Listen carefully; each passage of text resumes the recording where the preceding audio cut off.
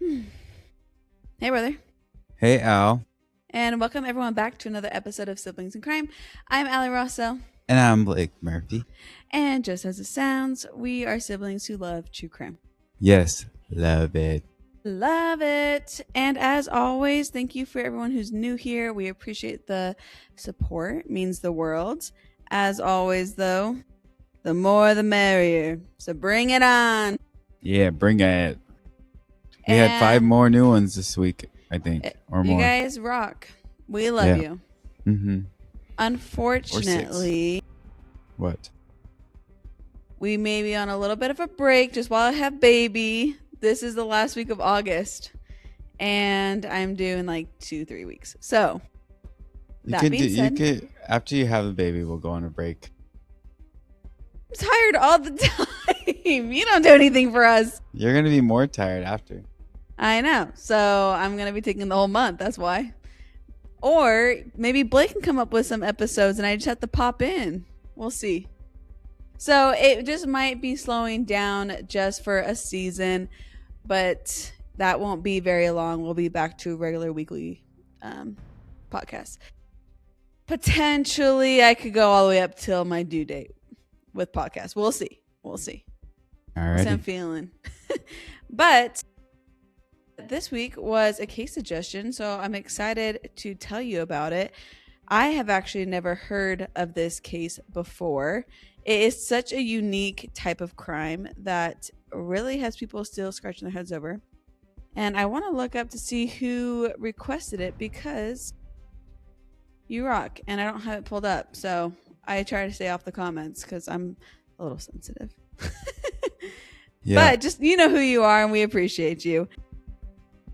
Blake, before we get into it, do you have anything you want to add? Really, right now? So you're back in California? Yeah. Nonstop? Yeah. I'm happy for you. That's great. Yeah. Okay. Well, in that case, let me just get right into it because I'm going to need your theories on what possibly could have happened in this week's case. So this story starts in San Antonio, Texas, at a funeral home that's been in the same family for 5 generations. And in August of 2015, that funeral home did something that should literally not be possible. They lost a body. Not misplaced. Yeah, not mixed up with someone else's. Literally an actual person locked up inside a building overnight, gone by the morning.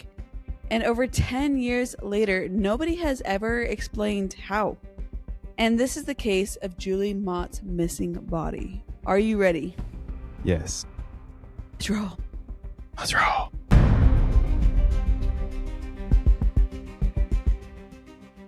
I want to get into who Julie was because Julie is literally seemed like such a freaking inspiration to everybody around her.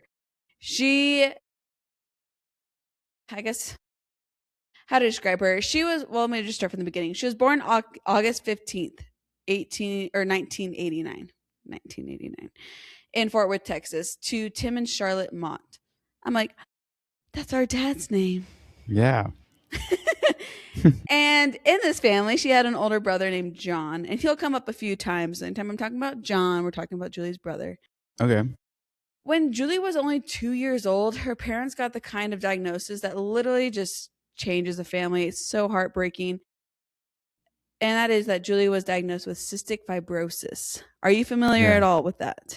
Yes, I am familiar. And for anyone that doesn't know, cystic fibrosis is a genetic disease that attacks the lungs and the digestive system.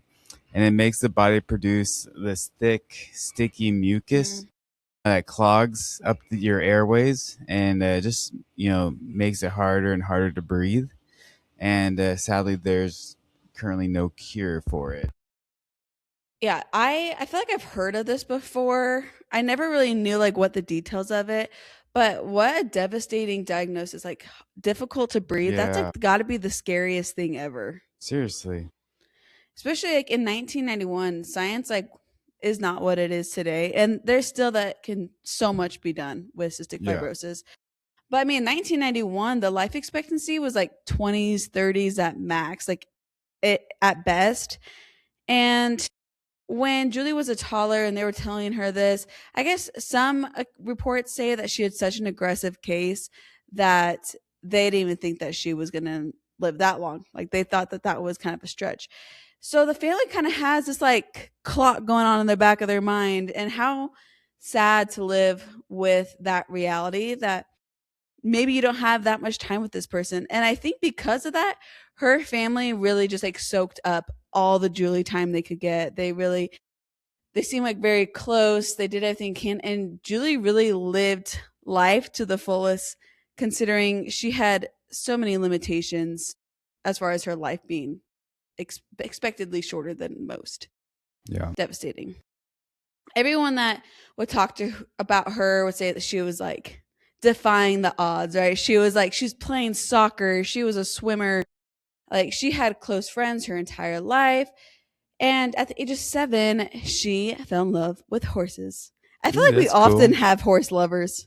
Yeah, and it's cool that she's like doing everything, even though it's probably like the hardest thing to do with your lungs having issues, like running and being outside playing soccer. Yeah, no, seriously. That's what's crazy is I really don't know a bunch about horse riding, but I can imagine it's pretty physically demanding. Obviously, soccer and swimming and stuff like that too.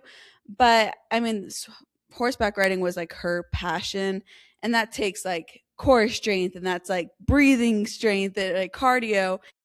And so, like a kid with a chronic lung disease choosing a hobby that requires so much effort, like for a healthy body, like that just tells you who Julie was. Like Yeah. her memorial notice actually says it best, saying that she was never more at home than in the saddle. Like she Ooh, that's grew cool. up like in that saddle and loved it, and she Yeah. thrived at what she did. Awesome. Yeah, she's a beast. So her closest bonds, by every account, she was like tight with her mom, Charlotte. They were like the best of friends. Charlotte was the one taking her to all her hospital stays, every appointment. They were like thick as thieves. And then she had a guy best friend named Evan who shared a love of horses. So she had like some really close people to her. And overall, that's Julie and who she was all leading up to the age of 25. She was a daughter and a sister who had already outlived the odds that all the doctors gave her as a toddler. And I imagine all that cardio may have helped actually. But yeah, so Julie didn't just make it to 25. She spent those 25 years living to the fullest, doing more than what most would in their entire lives. But that was a tough fight. And in the summer of 2015, that fight eventually did catch up with her, which is devastating because Julie Mott, she did pass away on August 8th, 2015 in San Antonio Hospital from the complications of cystic fibrosis. And like I said, she was only 25 years old. Yeah. So I feel like young. growing up, that had to be scary. Like she has to have such a different mindset than most, knowing that she wasn't going to be able to do what a lot of people do in their whole lifespan, like be maybe a mom or a grandma or whatever. So the fact that she had a positive attitude, I can't say enough high things about Julie. Well, her family made arrangements with Mission Park funeral chapels and cemeteries, specifically the north location on Cherry Ridge. Her memorial service was scheduled for August 15th, which happened to be her 26th birthday. And I swear this happens all the time. Like I feel like we read cases all the time that like the anniversary of the death is when they catch the bad guy, or like on the funeral this thing happens. Like I feel like big moments happen on significant days in the victim or the person that we're talking about's life. Do you feel like that? I don't know. Not really. I Maybe because feel like I've it's been just like, random. you think? Maybe because I've been like reading so many cases now that we're doing this Mm-hmm. and hearing a lot of cases. Maybe it just seems like a lot because I'm like consuming so many cases. The percentage is probably low, but I love when this happened. I mean, our dad's funeral was on his birthday. Yeah. True. And so maybe I like picked that out even more because of that, which is Yeah. always fascinating to me. We had a birthday party for our dad, and so I imagine that Julie had that same type of family support where I imagine that she would have wanted like a celebration. And I love when families can can celebrate life. Obviously, it's a horrible time, heartbreaking, so sad, but how neat that they could celebrate. Julie. Yeah, true. Well, the service happened. Everything went according to plan. Friends, family came. It wrapped up around 1:30 in the afternoon. And afterward, staff moved Julie's casket to a private visitation suite in the back of the building. Very normal because she was actually planning on being cremated like 2 days later on the 17th. So the funeral home locked up for the night around 4:30 in the afternoon. So early night, locking it up. Good as it should be all good to go. The next morning, August 16th, employees came in to get ready for the day, and that's when they noticed something weird because they went to go check on Julie and her casket was empty. Weird. So weird. When investigators actually processed the scene, here's exactly what they were working with. I feel like I would be so freaked out because like that whole scenario is already kind of creepy, right? Yeah.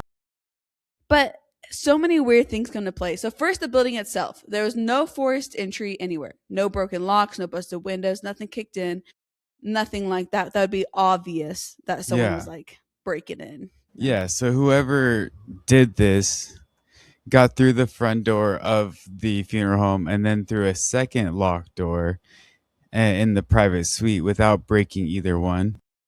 And then also there was an alarm and it was armed and it was working. The police confirmed that and it never went off, not once, that whole night, which is so crazy. Like could someone get in there and out? That's what I'm saying. That's what's so weird.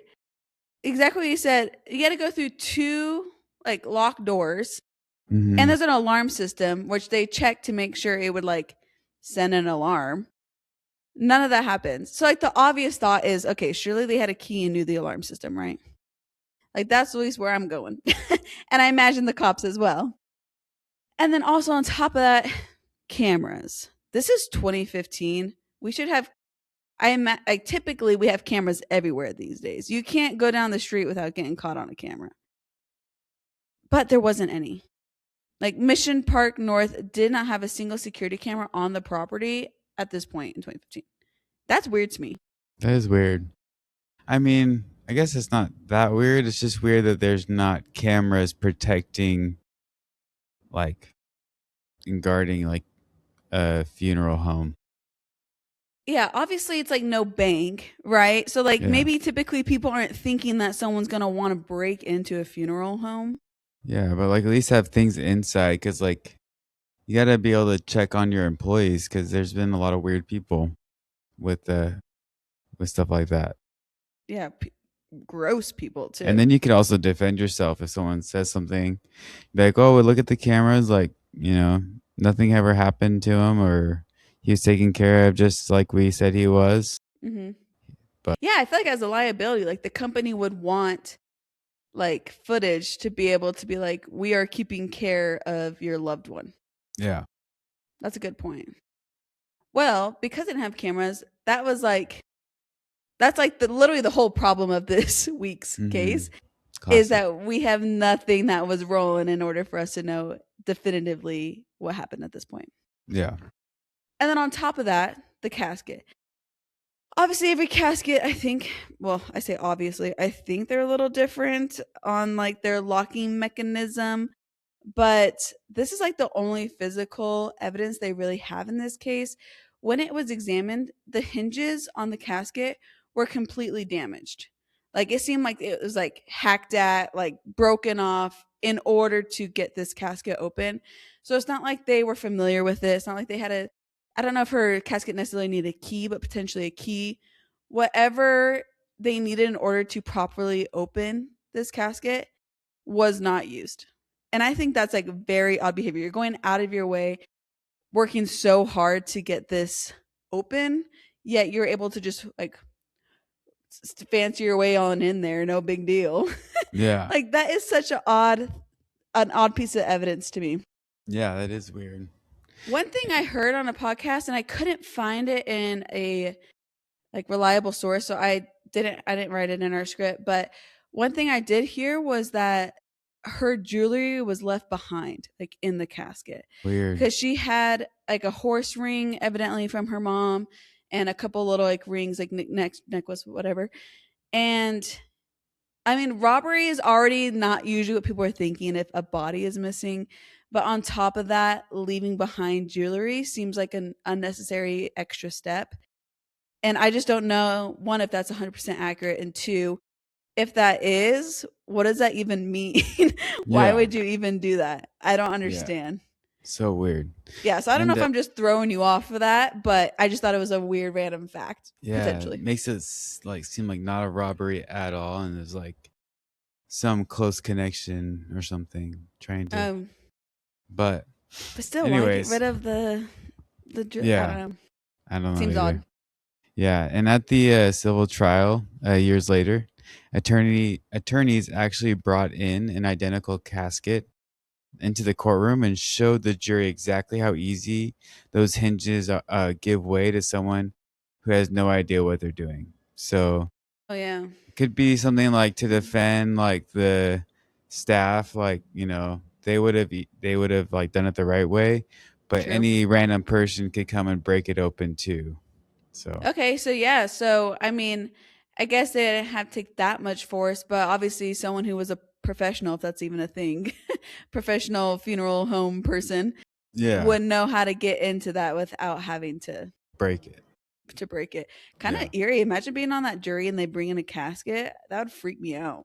Yeah, but there's nothing in it. It's just I know, but then it's like creepy because you know the case, and so Yeah. you're probably visualizing what could have happened, and that's just unsettling to me. True. So that's like literally the whole scene that the investigators walk into, a locked building. Because like when they arrive on scene, like the funeral home employees, they say it was locked. So it's not like it was left unlocked and someone just like walked in, like someone forgot to unlock the door and forgot to set the alarm. It seems as though it was locked up for the night. The alarm was on but never triggered. Zero camera footage, and investigators believe someone entered the funeral home, most likely not long after like the 4:30 p.m. closure. But it obviously could have happened anytime in the night. So they don't even have a solid timeline either. The lead detective, his name's like Sergeant Javier Salazar. He actually added that in his whole 22 years in the law enforcement, he's never heard of anything like this, which is pretty telling. I mean, I haven't heard anything like this in our 2 years of podcasting. As if I'm super experienced. But Julie's father, Tim, he told reporters that he just wants his daughter's remains returned. And that way they can have some closure, have some like help their grief a little bit, which is so sad because they already lost their daughter at such a young age. And now they have nowhere to visit if they end up wanting to burial or to do like a, buried. And they originally talking about cremation, so they have no remains. And how sad for a family after like Yeah, seriously. this whole the whole life expectancy thing too. It's like you kind of been planning this probably for a long time, and this is like the only way now to spend time with your daughter, and they don't even have that. Yeah. Sick. Weird. Yeah. Mission Park did offer a $20,000 reward. San Antonio PD put out the public appeal, and that's when they began searching for Julie's remains. I feel like I guess we're going to go into it. So obviously investigators start doing what investigators do, which is figure out who was in the building and who had any reason to want Julie's body specifically in the first place. Pretty quickly they land on a name, and his name is Bill Wilburn. This is Julie's ex-boyfriend. It's always that the would be ex. weird. He wants the body or something. Yeah, and that is just such weird behavior. So let me tell you about Bill, because his actions do not help his case.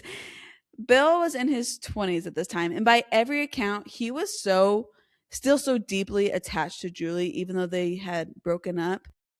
Mixed sources say who broke up with who and how the relationship was, but even after death, like he went to a memorial service and evidently just literally had the odd behavior, I guess is the only way you could say it.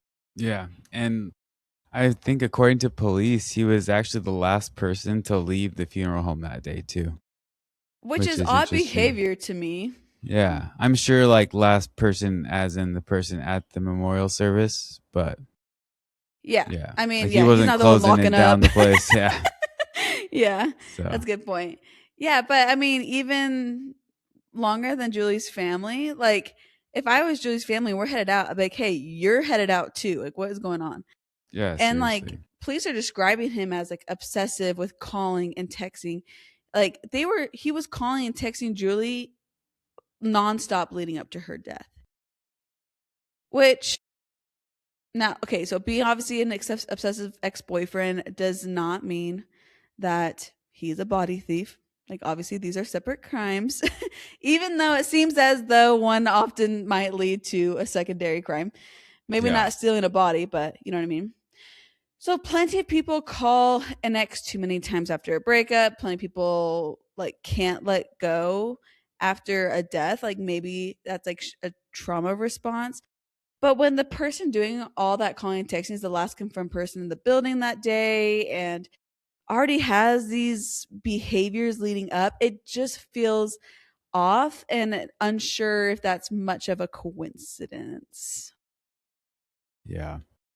I don't know. But to be fair with Bill, grief Hmm. does have strange effects on people, and he never Fair. denied that he was struggling. So I think in a CNN interview when he was asked flat out if he stole his ex girlfriend's body, he said, "No, of course not, absolutely not." So Which anyone's gonna say that, right? yeah, but also like like grief has a lot of weird, like can make people do a lot of weird things. Yeah. And I Like mean, maybe this is how he's coping is like still showing obsessive behaviors, like not yeah, accepting the fact that she has passed, maybe. yeah, but also like it's not like this guy, is like has the skill or the like capability to get into the to the funeral home. So it's like I I mean, his yeah. behavior is weird, but I feel like that's not enough to like accuse him of stuff because he is going through this grief process. Right. Well, yes. I guess maybe that is why like maybe that could be a factor of like what leads him to do these next couple things cuz one thing is that he kept driving around Mission Park after Julie died and that's weird that he affiliates the funeral home so much with her. Like that's what he keeps driving around. But he kind of compares it to how people process a loss by driving past the house of like a drunk driver who caused it over and over, like almost like a compulsion. Yeah, And so he's making it seem like maybe he does have some sort of like obsessive behaviors where this is something that he needs like it's like an itch he has to scratch, like he needs to be around this area.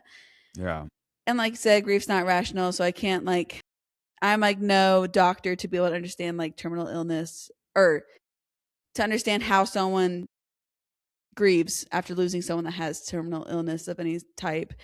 So yeah. maybe it's just doing irrational things, but this is what makes Bill like even more suspicious looking is that Mission Park's owners didn't just like quietly say that he was like maybe a person of interest.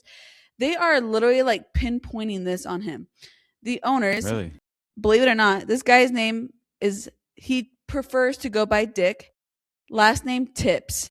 I'm like, Oh, wow. you prefer to go by Dick when your last name's Tips. Let's rethink that. I was shocked. So we That is got wild. Dick and his wife Kristen Tips. Their theory from very early on was that Bill stole Julie's body because he couldn't accept the fact that she had passed and that she was going to be cremated. I guess, like, I don't know if he publicly said that he wanted a traditional burial for Julie, not that it was his decision, anyways.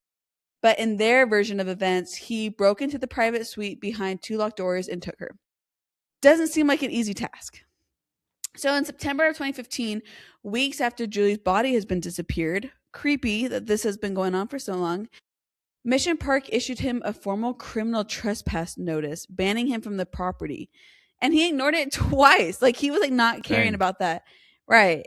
In June of 2016, now they have like surveillance cameras. Big surprise.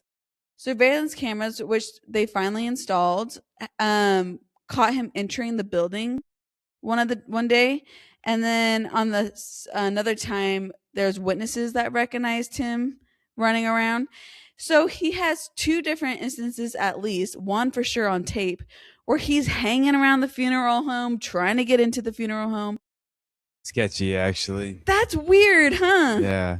Yeah, and there's also reports at the time that said he called the funeral home hundreds of times in a single day at one point. So whatever the actual number was, the behavior is what is really weird and can't let go of that. And the police had to be looking at him.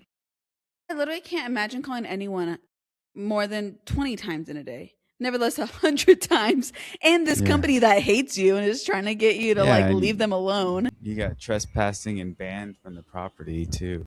So that's why I'm like, is he going through something like some sort of grieving break that is like messing with him? Is this like always been his personality? I don't know enough about him to know like, is this on brand or is he like having some sort of episode? Because not So- only that, he even like, according to some reports, like I said, this is not as thoroughly investigated as it should be. A lot of things I'm hearing, I couldn't find the resources as easily. But according to some places, they talked about how Bill was calling the family, Julie's family, multiple times in the middle of the night, like 12 a.m. to 4 a.m.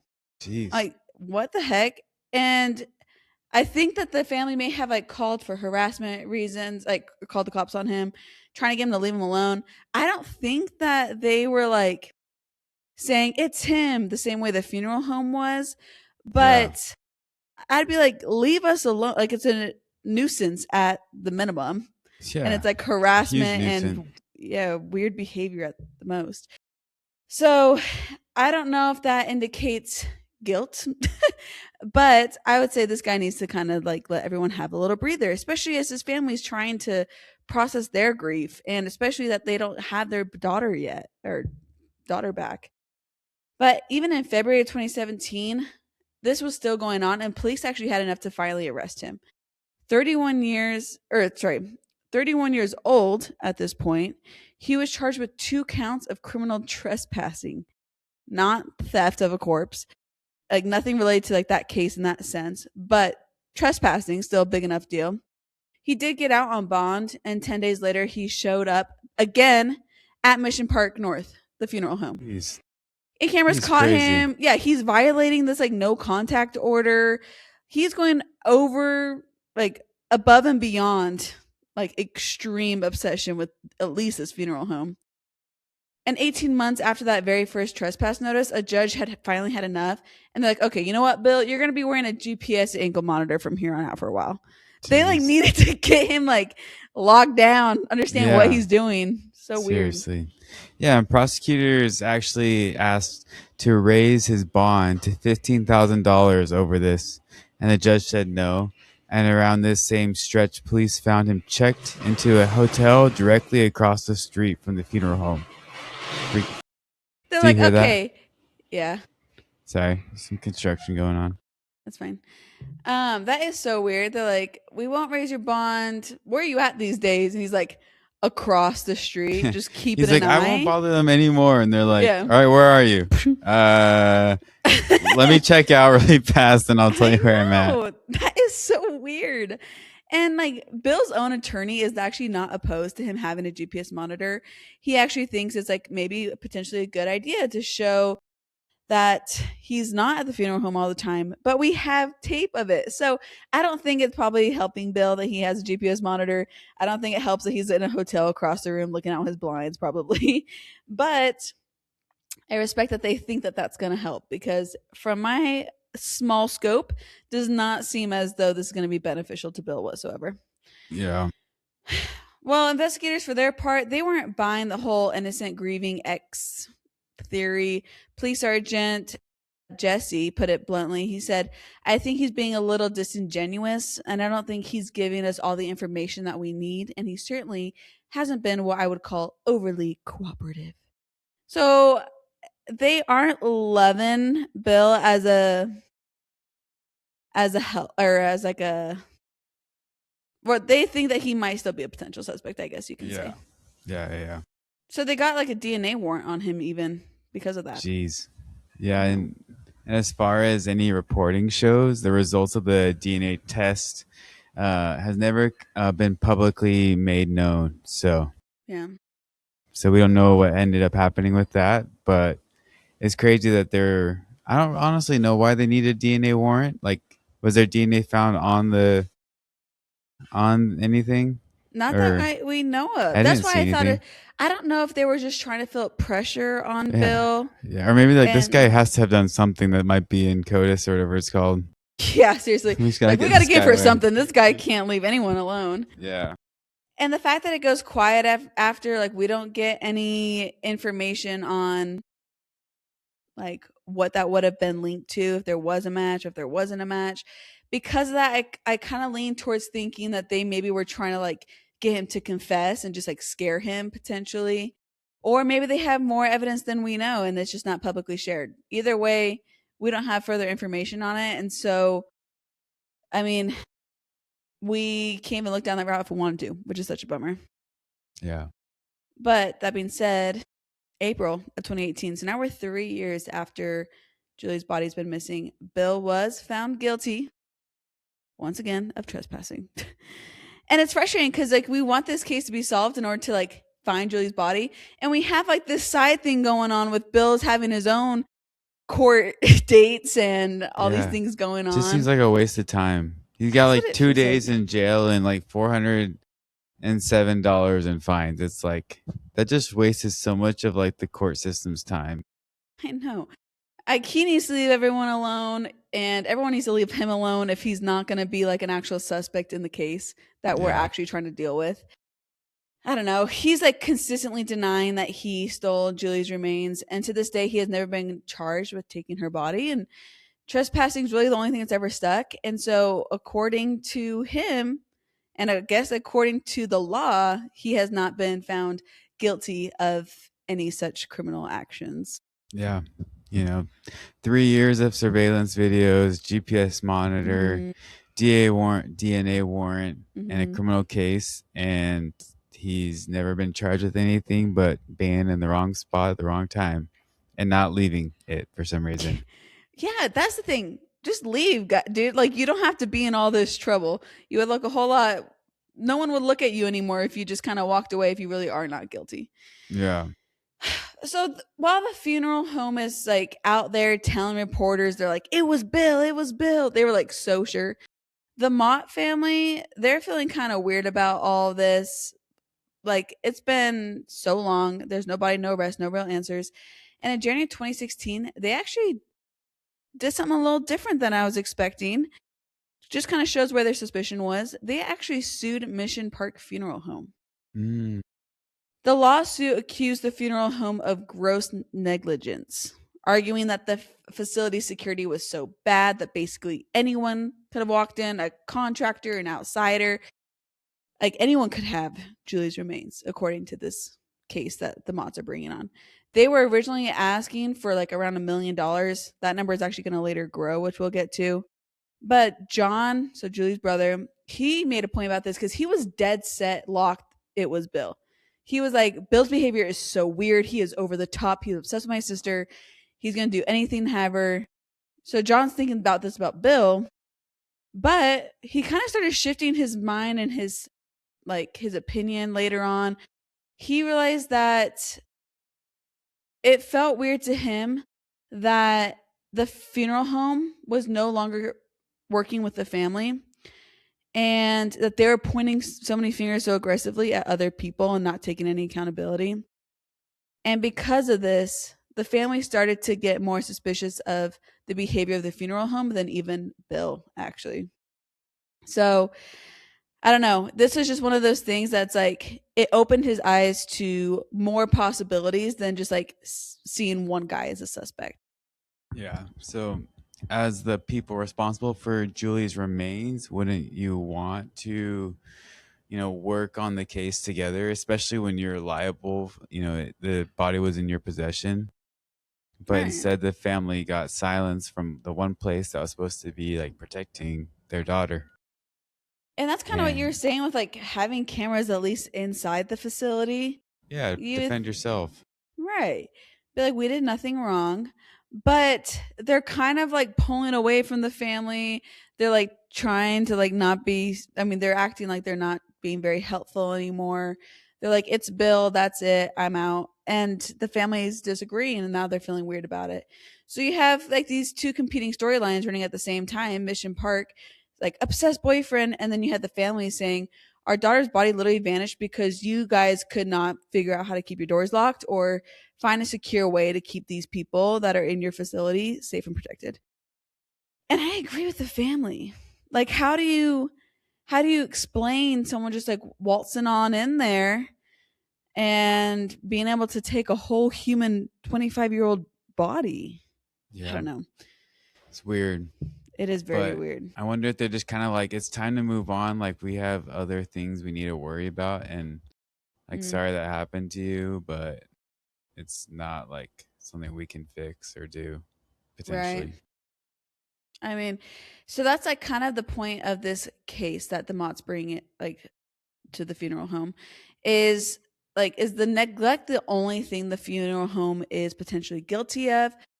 One thing that gets thrown around like in the Reddit community type of thing, these aren't like theories that the cops have like put in their files that I've seen, but like maybe an employee made a mistake and they're trying to cover it up because we know that she was supposed to be cremated, maybe the wrong body or like maybe too early.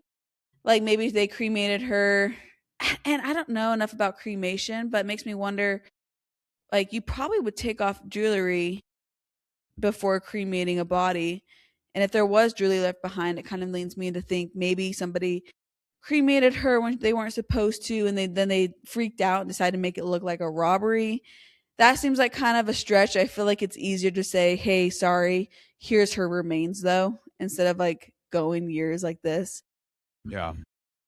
So I've heard that theory. I've also heard like I know like grave robbers aren't really a thing as much these days as it once was, like selling bodies and things like But that, they like weren't even black in the market. grave.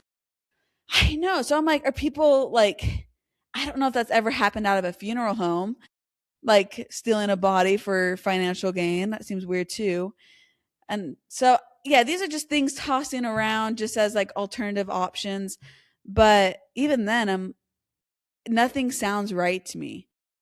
Because what could someone have done, an employee have done that would justify like faking a body getting taken or actually taking the body? It feels like to me it has to be somebody on the inside if it was locked up with an alarm system. But I don't know. What do you think? So does I have like no idea. Bill the I funeral think home? I think maybe the funeral home made a mistake. Maybe I feel like Bill couldn't really actually get into the place. I know. Then I even thought maybe Bill like they thought he was the last to leave, but he was like hiding in the funeral home. But then It's a even bit weird. then, how do you get out? Like unnoticed. You still have an alarm system and two locked doors. Like how do you lock them back up if when they got to the funeral home it was locked? And then I also wonder, was the funeral home 100% for sure locked up when they left? Did someone mistakenly not lock the funeral home and literally anyone could have walked in and done this, which is very weird if someone just wanted to do that. But Yeah. lots of questions unanswered. But Yeah. that's like what's going on in this like civil case, I guess you can say, against the Mission Park. This like finally went to trial in February of 2018. So 3 weeks in front of a jury in Bexar County. And during that trial, the defense tried out a second theory of who might have taken Julie's body. So this might be interesting to you. Not Bill. Finally, they're not pointing only the fingers at Bill. But his name was Nicholas Monroe. Oh, sorry, Nicholas Moreno. He was an embalming technician for a third party mortuary service, Bayer and Batil. I don't even know how to say those. I'm probably butchering that, but whatever. They're a third party and they actually are contracted out by Mission Park. The family's attorneys kind of zero in on him actually. This is ridiculous because of his Facebook profile page or whatever. I guess he had some like kind of spooky stuff on there. He's looking kind of like a satanic guy. The Like imagery on his Facebook. yeah, yeah, he's got pictures. He's got things that are making people He's a feel heavy weird. metal guy or something. Yeah. So looks suspicious at first, but yeah. That's weird. But I Mhm. mean, I feel like that was a thing back in the day, not in the 2018s. It's like the satanic panic and everything. Yeah, it seems a But little late for people to freak out about that, but yeah. But like the actual testimony in the trial confirmed that Moreno had never had any contact with Julie, and that his lawyers explained the imagery was just related to a band that he played music in. So yeah, so yeah. they're like going hard on this guy for a second, and then it turns out like, okay, it's a guy that likes heavy metal, like, Mm-hmm. and those are your options as a defense attorney. Like, okay, a guy who's like into like some crazy music, and then an obsessive ex-boyfriend who the ex-boyfriend does look a little weird, but Yeah. and that one's kind of valid. Yeah. But still not enough that anything will really stick. What does though, what's weird to me is the Bayer and Batil, whatever that company is, the mortuary. They weren't just some like outside vendor who would drop off supplies once in a while. No, turns out their employees reportedly had after hour access to Mission Park facilities, including keys to all the doors, knowledge of the alarm codes. Obviously, that's a big deal in our case because that is at the center of how someone would have gotten in undetected.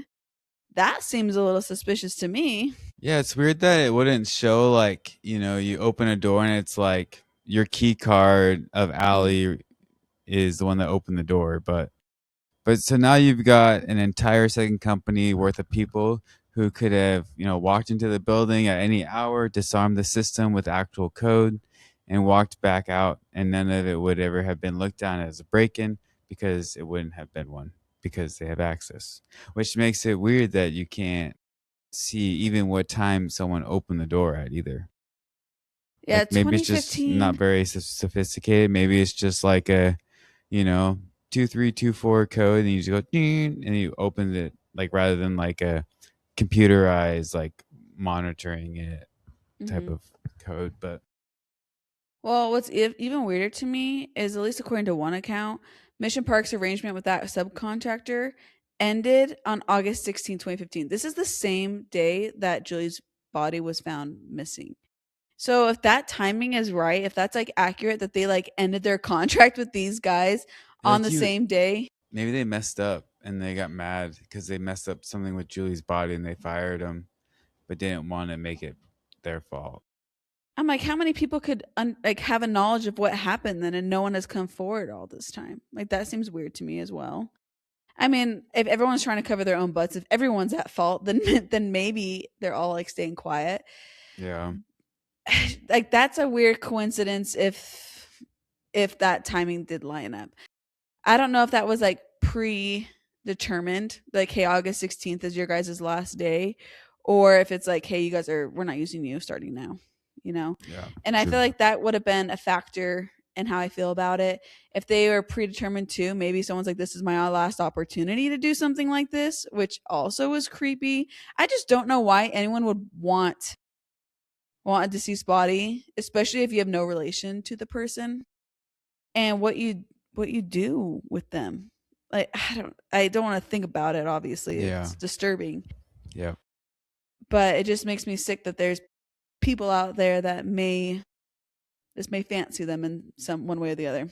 But so that being said, it sounds like you keep saying things about how Mission Park didn't have cameras, didn't have like maybe had weak security. Sounds Yeah. like you're kind of on the board of the funeral home kind of being neglectful with their security. Does that sound right? Yeah. What's it to Well, you? you wouldn't be the only one. If you were on a jury, you would have everyone else agree with you. Yeah, I Because see. the jury did ultimately decide that Mission Park had been neglectful. They were negligent. That's so they weren't saying Bill did it. They didn't say that our hardcore rocker did it or anything like that. they basically only got to the conclusion that the security setup was loose enough that between the staff, the subcontractors, whoever had access to it, like there was a problem there, and that they didn't need to believe that there was someone that came in and stole the body. They just know that someone was able to. Therefore, they found the funeral home liable for that. Yeah. On February 13th, 2018, the jury awarded Charlotte and Timothy Mott $8 million combined. Yeah. So, were they Which is so. divorced at that time then? This is what I'm thinking. I didn't dive into their relation because I know that like one of them had half a million, like, or sorry, this was like split up over two different like segments of payment. Yeah. So 1.5 million each for past mental anguish is what they say, and then 2.5 million each for what they'll keep suffering going forward, which is interesting for two reasons. I assume that they're divorced at this point, considering they got separate payment. Yeah. Right. But what's interesting is I've never heard before the jury kind of like putting a dollar figure on grief that hasn't even finished happening yet. They're like, this is for what you've gone through, 2.5 million for each of you for what you're going to go through, like moving forward, considering they don't have answers, they don't have their daughter. Yeah, that's interesting. I've never heard that before. Me neither. But I'm like, all right, yeah, let's do it. Like, win whatever you can. Like, give them support. Yeah. Their attorney, his name's Alex, he actually said, like, we trust our loved ones at like to the funeral home, and there's a high duty they're held to. It's their job to protect that body. Like, you're entrusting these people to keep your loved ones safe. And so they kind of called the verdict bittersweet because they still want to know what happened. That didn't really bring the resolution that they're looking for. Yeah, so, true. Good old our friend Dick Tips over at the funeral home. For his part, he was like not backing down, even after losing $8 million. He told reporters like there was no question the body was stolen, and one day that they'll see the truth. And he's like, you know what? Like, they're missing 80% of the facts, like the jury was. He's like, they didn't get all the information, and that he was planning on to file an appeal. So I wonder what he's talking about. Like 80% is a huge chunk for the jury to miss. And he never comes forward saying like what all that 80% is and things like that. So I don't know if he's just kind of blowing smoke, but yeah, interesting. It is. And so obviously they have no good relationships with the family these days, really. So here's where the case sits. Mission Park, they end up appealing actually, and the appeal sat for over a year. And in the middle of it, a court sent both sides to mediation. So in December of 2019, the Fourth Court of Appeals in San Antonio didn't rule on whether the funeral home was actually negligent. Instead, it vacated the $8 million judgment entirely and sent the case back down because the Motts and the Mission Park had reached like a private settlement. So like when this case is talked about a lot, it's like 8 million. But from what I could find, at least, what they actually agreed to, like the dollar amount, was never made public because that 8 million got like kind of rejected in the end. So we don't really know exactly how that went between the two. Like they had a private thing go on. So as far as settlement, I don't have the exact answers from what I could find, but it sounds like they kind of figured it out amongst themselves. Yeah. I don't know. Yeah. So Julie Mott's remains have never been found. Nobody has ever been charged with taking them, and the $24,000 or $20,000 reward is still, as far as public reporting shows, still out there. So if anyone has information, reach out. Yeah, seriously.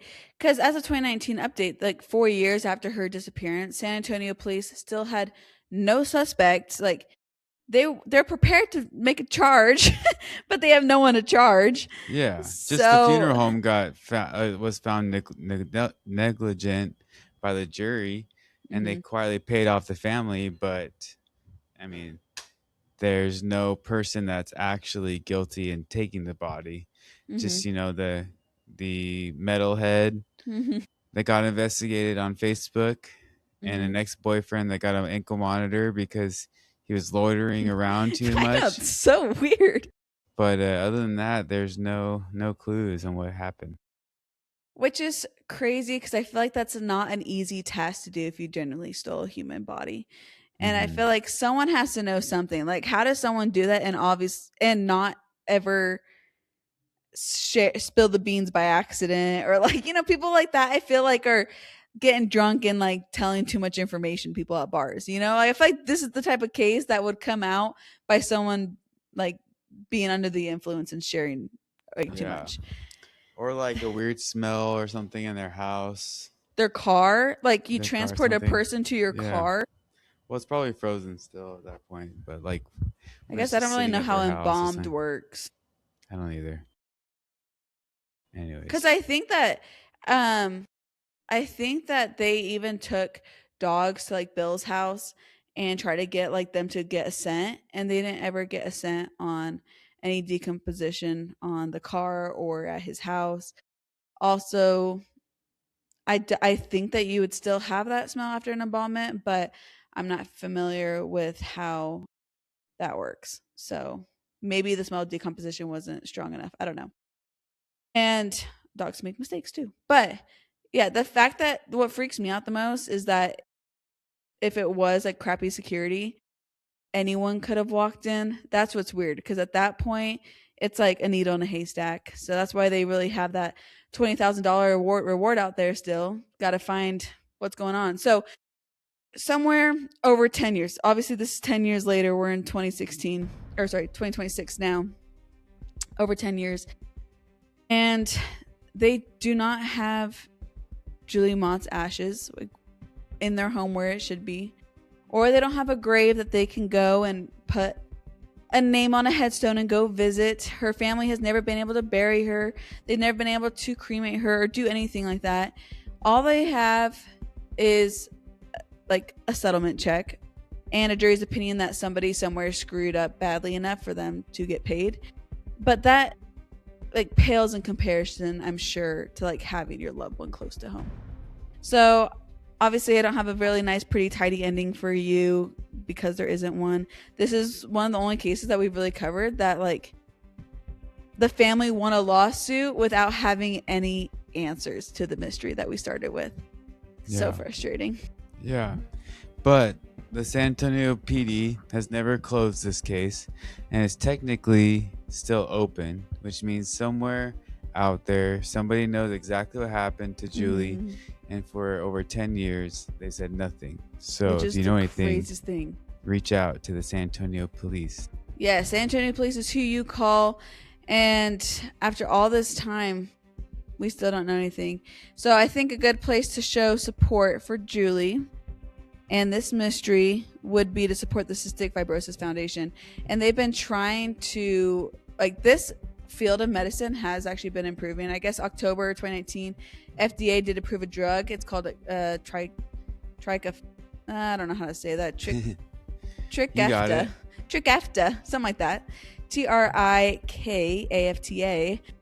Whatever this is actually a medication that, like, it's the first treatment that ever actually targets the broken gene behind the cystic fibrosis instead of just managing systems. So for about 90% of cystic fibrosis patients, it actually works, and life expectancy is going way up for people who are born with this, which is such an incredible thing, because at the time, Julie, she was like on all experimental things of just pain management and just like day-to-day being able to breathe. So the fact that this has evolved since then has been a miracle. So I know that the family has said that would be a great support. So support Cystic Fibrosis Foundation. Go there. If you have any information, go to San Antonio Police. Just help people live a little bit more like Julie, live life to the fullest. And that is our case of Julie Mott.